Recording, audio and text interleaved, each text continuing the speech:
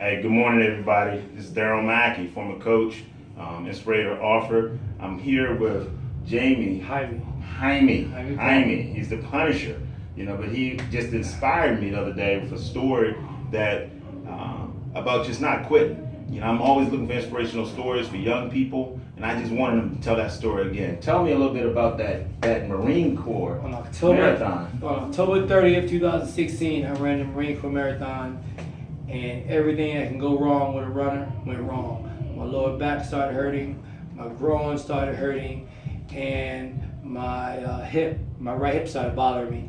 At mile 14 and 15, it got so painful, almost unbearable. It was unbearable that I thought about walking to the medic tent to quit. I'm not a quitter, never been a quitter. Being a former professional boxer, I've dealt with pain before, but this was a pain that I had never, ever felt before. And I said to myself, I teach my daughters all the time about not quitting. My last name is Palma, Jaime Palma. I tell my daughters, your last name is Palma, that means no quitting. So my daughter wanted to quit cheerleading a couple weeks ago because of learning all these new flips and stuff, and she had learned the old moves. So she said, Dad, I'm thinking about quitting cheerleading, it's becoming too much. I told her, don't you dare quit. Your last name is Palma, we don't quit. I said, what you do is you call the school teacher, you give me the number to the teacher, and on her days that she's available to stay late, you stay late and you learn the moves. You don't quit. So as I got ready to quit, I thought about my daughter, how I tell my daughters don't quit. But then I fooled myself and said, well, the pain that I'm feeling and quitting cheerleading is a different type of quitting. Because she's quitting cheerleading, I can barely walk. So that's different quitting. That was mile 16 or 17? Mile 17. 17. Yes. At mile 17, I'm saying to myself, I can't run anymore. This is a different type of quitting. Then I said, no, quitting is quitting. So I started crying. I mean, you thought I was at a funeral. That's how hard I was crying because I was in the worst pain of my life.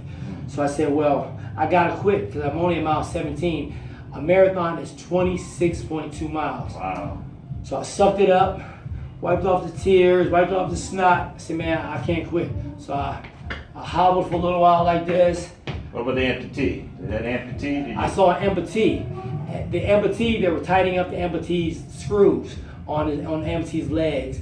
And so he started walking. So I walked him for a little while. I called him my guardian angel. He and I walked about being in pain. He said he's in pain, I'm in pain. So I joined the walk crew. So other people were also in pain. They were walking. One lady pulled I think she said her hamstring was bothering her.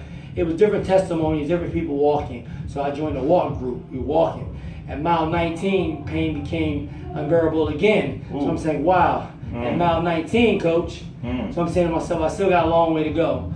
So sucked it up. It was a really emotional run. Wiped off some more tears, picked back up the run. So now I'm running like this. Running, walking. Mile 19, mile 20. I can see mile 21. I'm hurting. A lady got ready to quit. I tell her, hey, mile 20's right there. We only got, you can't quit now. I think she ended up quitting later on. Went to the medic tent. She was done. I just had my mind frame was I'm not going to quit because then I have a whole year to think about what if I dug a little bit deeper. Oh man, it just stopped. Yep, it just stopped. Well, that's a good part. That's a good part. That right there